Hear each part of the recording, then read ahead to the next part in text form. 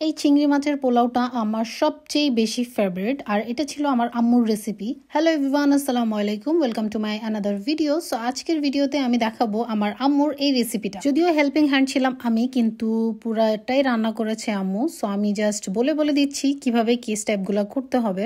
প্রথমত এখানে আমি অনেকগুলো পেঁয়াজকে এরকম 6টা বা 8টা পিস করে করে রেখেছি। আপনারা চাইলে একটু বড় রাখতে পারেন, কারণ লাস্ট পর্যন্ত এটা অনেক গলে যায়। সো একটু বড় রাখলে দেখতে ভালো লাগে এবং খেতেও ভালো লাগে।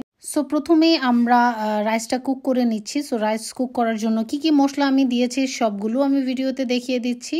আর এর সাথে সাথে একটু লবণ, চিনি, লেবুর রস আর একটু তেল দিয়ে চালটাকে আমরা 70% পর্যন্ত কুক করে নিব। রাইসটা যখন হয়ে যাবে তখন এটা একটু হালকা ঠান্ডা করার জন্য একটু একটা সাইডে রাখবো, আর আমরা একটা প্লেন বড় খোলামেলা ডিশের মধ্যে রাখার চেষ্টা করব। সো বাকি প্রসেসটা যাওয়ার আগে মুরগিটা আমরা রেডি করে রাখছি। সো এখানে আমি আদা, রসুন, তারপরে একটু চিনি, পরিমাণ মতো লবণ, সয়া সস, ধনিয়া জিরা, মাংসের মশলা। এরপর যেহেতু আমার বাসায় তখন দই ছিল না, তার জন্য আমি দুধের গুঁড়া ইউজ করছি এখানে। আর এর সাথে সাথে একটু লেবুর রস অবশ্যই ইউজ করতে হবে, যেহেতু আমার কাছে দই ছিল না। দইয়ের পরিবর্তে আমি এই জিনিসটা ব্যবহার করছি। আর লাস্টে লাল মরিচের গুঁড়া ইউজ করছি, আর আমি টেস্টিং সল্টও হালকা একটু ইউজ করছি, যেটা আমার বলা হয়নি আগে। সো এটাকে কিছুক্ষণ আমরা মাখায় রেখে দিব। এরপরে আমরা চিংড়ি পোলাওর বাকি স্টেপগুলো শুরু করে দিব। এটা হচ্ছে মেইন উপাদান, যেটা হচ্ছে নারকেল বাটা। নারকেল বাটা ছাড়া এই রেসিপিটা মোটেও হবে না।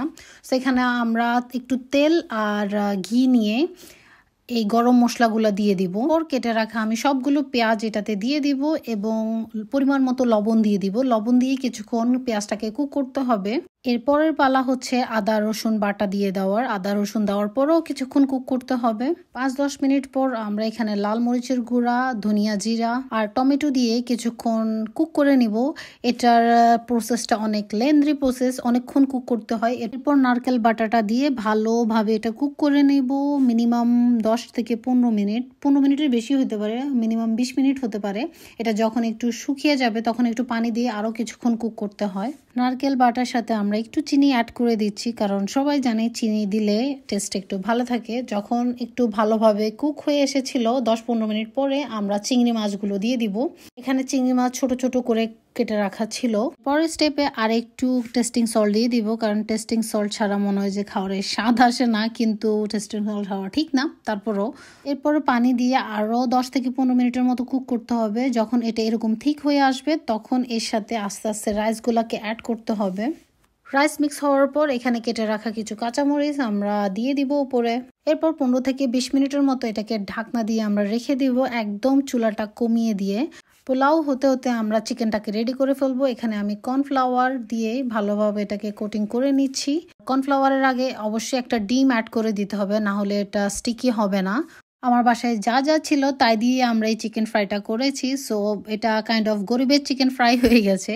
যাই হোক, 20 মিনিটের মতো আমরা চিকেনগুলো কুক করে নিব। তার সাথে সাথে আমাদের এখানে পোলাও রেডি। এই তো ঝটপট রেডি হয়ে গেল আমার খুবই পছন্দের একটা খাবার, চিংড়ি পোলাও। আর তার সাথে আছে সিদ্ধ ডিম আর মুরগির ফ্রাই।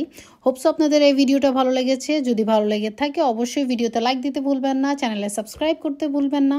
আর যদি কেউ ট্রাই করে থাকেন অবশ্যই আমাকে কমেন্ট বক্সে জানাবেন।